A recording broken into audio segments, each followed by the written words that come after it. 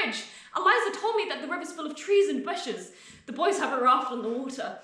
I heard Michael Gibson almost drowned last night. Oh, he can swim. You can say that again, girl. If he couldn't swim, he'd have drowned for sure. Your bread's coming out, Martha. Your bread's coming out. Let it come out. Oh. It annoys me every hour of the day. Even at home, I have to wear it up. All because of my aunt. I'll bring some sisters to confirmation class tomorrow. You can be saying, "Blessed is the man who walks not in the counsel of the wicked," and I'll cut it off. For God's sake, Wendy. My father would beat me to death and my mother would lock me in the coal cellar for 3 nights. What does he hit you with, Martha? Sometimes I'd feel like something was missing. They didn't have a nasty little brat like me. No, come on. Do you wear a sky blue ribbon through your hair? Pink satin. Mom says pink looks good on me with my bright green eyes. Blue looked so cute on me. And Mother dragged me out by my braids and I fell on the floor with my hands out. Like this, you see? Mother prays for us every night. If I were you, I would have run away a long time ago. I screamed and I howled and Father comes in and he rips off my skirt and I'm out the door and he goes, "You want to go out like that? You go out on the street like that." That can't be true, Martha. It was freezing. I opened the door and I had to sleep in a potato sack the whole night. Oh, I couldn't sleep in a sack to save my life. I would be very happy to sleep for you in your sack sometime. As long as somebody doesn't get beaten. But you could suffocate in there. Your head stays out. They tie it under your chin. And then they beat you? No, only if there's something special. What do they beat you with, Martha? I don't know. All sorts of things. Does your mother think it's indecent to eat a slice of bread in bed? No. I can't help but think they have their fun, even if they don't talk about it.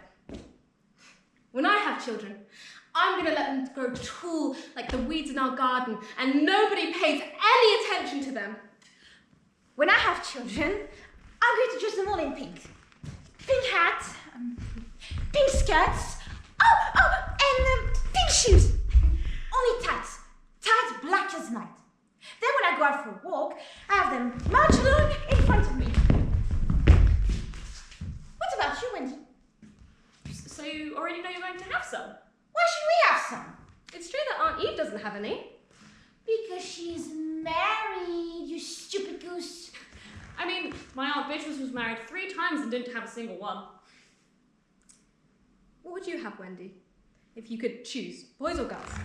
Ooh, boys! I want boys too, me too! Better to have 20 boys than 3 girls. Girls are boring. You know, if I hadn't have been a girl now, I certainly wouldn't want to be one. I think that's a matter of taste, Martha. Every day I think about how happy I am to be a girl. Believe me, I wouldn't trade places with the son of a king, but that's why I only want boys. That's ridiculous. Completely ridiculous, Wendy. But isn't it 1,000 times more uplifting to be loved by a man than it is to be loved by a girl? You can't possibly tell me that the Assistant Forest Commissioner loves Melissa more than she loves him. But that's exactly what I mean, Thea. Patrick is proud. Patrick is proud of being the Assistant Forest Commissioner. Because Patrick doesn't have anything. Melissa is blissful. Because what she gets is 10,000 times more than what she is. Are you proud of yourself, Wendy? That would be silly. God, how proud I'd be if I were you. Just look at the way she puts her feet down, the way she looks straight ahead, the way she carries herself. Martha, if that isn't pride. But I'm just so happy I'm a girl. If I wasn't a girl, I'd kill myself so the next time. He has a wonderful head. That's how I picture the young Alexander when he was studying with Aristotle. Oh my God. Great history. All I can remember is how Socrates was lying in a barrel when Alexander sold him the ass's shadow. They say he's number 3 in his class. Professor Burns says he could be number 1 if he wanted to. He has a nice forehead, but his friend has such soulful eyes.